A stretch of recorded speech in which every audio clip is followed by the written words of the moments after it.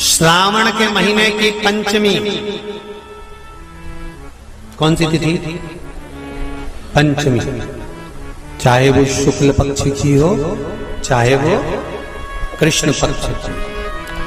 श्रावण महीने की पंचमी के दिन शंकर भगवान पर जिस जिस परिवार के व्यक्ति का कांवड़ जल हमने बताया है आपको, जरूरी नहीं है कि डंडा बांधकर 2 कावड़ के जल के लोटे लेकर जाओ, आप अपने हाथ में भी 2 पात्र लेकर जा सकते हैं।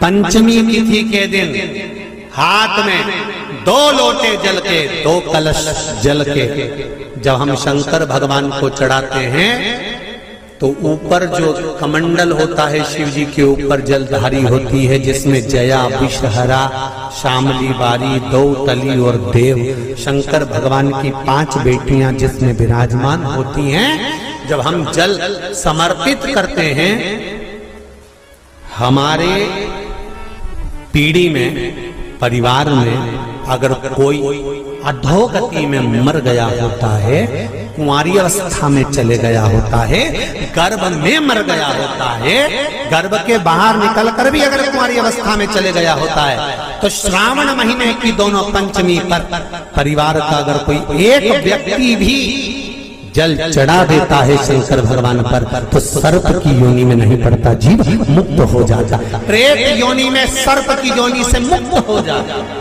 महाराज, हमारे यहाँ सांपों की पूजन कौन से दिन होती है, कौन सी तिथि में करते हैं? जम के बोलो जरा। नाग पंचमी। नाग पंचमी का मतलब क्या है? सांपों की पूजन करो।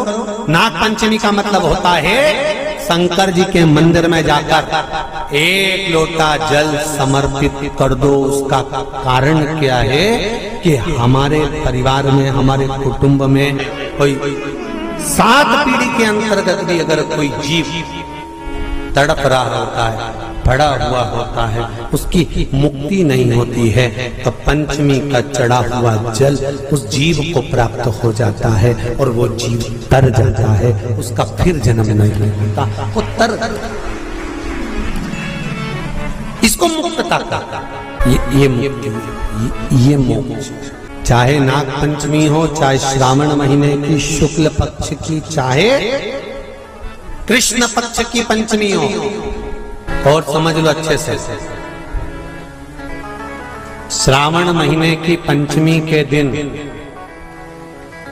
देवाधिदेव महादेव पर चढ़ाई गई शमी पत्र आस्तिक मुनि का नाम लेकर, कौन से मुनि?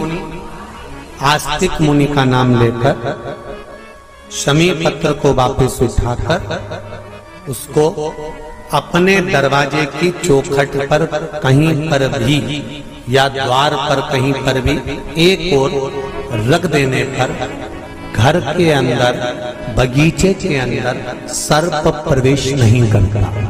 ध्यान रखिए, सर्प प्रवेश नहीं करेगा। शमी पत्र समर्पित करने पर, उस शमी पत्र को आस्तिक मुनि का स्मरण करने पर, कौन से मुनि है? आस्तिक मुनि का स्मरण करने पर भीतर घर के अंदर बगीचे में सर्प भी प्रवेश नहीं। उस शमी पत्र में जया, विषहरा, शामली बारी, दौतली और देव, ये 5 कन्याओं का भाव प्रकट हो जाता है और वो कन्याएं हमारे घर के द्वार की रक्षा करती हैं। तुम्हारे घर की बहन बेटी क्या करती है? तुम्हारे घर की बहन बेटियां क्या करती हैं? घर में बहन बेटी आती हैं तो बद्दुआ देकर नहीं जाती। घर में कन्याएं रहती हैं, बद्दुआ नहीं देती। घर की बेटियां जब दरवाजा छोड़कर शादी कर वाले दिन, विदाई के दिन अगर जाती भी हैं, तो बेटियां हाथ में धान भरकर फेंक कर जाती हैं कि मेरा मायका खूब फले फूले, आगे बढ़े, छापे लगाकर चली जाती हैं कि हमने हमारी जीवन की सारी दौलत, जीवन का सारा सुख अपने मायके में दे दिया है। वो बेटियां होती हैं। तो जया, विषहरा, शामली बारी, दौतली, देव, ये उस घर में निवास करती हैं जिससे ये घर में हम रक्षा कर सकते।